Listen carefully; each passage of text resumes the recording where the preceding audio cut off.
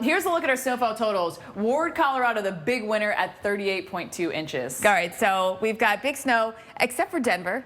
Half an inch was all we got. So I looked it up. 21.3 was the least snowiest. Oh, so we beat that. And now though. we beat that. Yeah. And so we're not the least snowiest. Right. So, you're second least. It was close. It was very close. What I think about that. If you're going to break a record, just break it. The record. Don't come exactly. that close. Right? Now today, a little bit of snow, but mainly rain for us. Otherwise, there's still some areas, I mean, over towards Cheyenne where it could pump out a little bit there. You know, we have this big upper level low still, and it's kind of falling apart, but it's still there, and it is going to still trigger some instability showers through today. Still could be some snow. Of course, daytime, it's all rain out here in the Front Range. It is. So as we head through the day, you can see scattered and smattered. I mean, as Goodlow is saying, A Basin is still open, and this is a time of year in A Basin where we get the video of them skiing in bikinis. That's why we figured you would want to be there with everyone in bikinis. Not today. Not tomorrow it's a little either. Cold today, it's still but cold. Yeah, it is actually. Powder. Temperature's been in the 20s.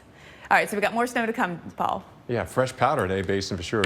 Gore-Tex. Out of this thing, getting into the weekend. It finally comes out of the Rockies. Red Rocks is closed in Colorado, so that's why a lot of those graduation ceremonies had to be moved. A lot of kids get to graduate there, which I thought was pretty cool. All right, but because of the weather, that's not going to happen today anyway. We watch everything evolve. You know, today we've got more thunderstorms with this upper level low still sitting where it is. We're still going to see storms out there turning severe today, but to see how much activity we have, a lot of thunderstorm activity both today and tomorrow that may cut down on the amount of severe. So the more thunderstorms we have, the more they sort of steal the show from other thunderstorms. But heavy rain is going to be a concern. There could be too much rain. We've got a stationary boundary that's set up somewhere in here, and that's going to be a focus, sort of like an avenue or a road for these thunderstorms to travel on. And it could mean that we see some very heavy rain there and some flash flood concerns getting into your Saturday. We still have some heat across the south and east into Saturday. The Mid-Atlantic, we're keeping an eye on you because it is Preakness weekend. The Preakness Stakes run tomorrow. The first race at 10:30. The Preakness is at 6:45 p.m. It should be cloudy. The thing is that the temperatures are going to be a lot cooler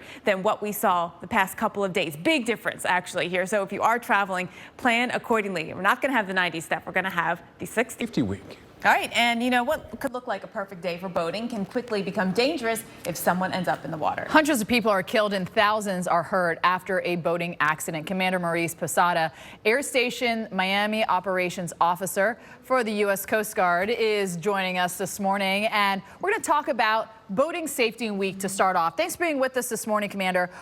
What led to the creation of Boating Safety Week, and when did it come about?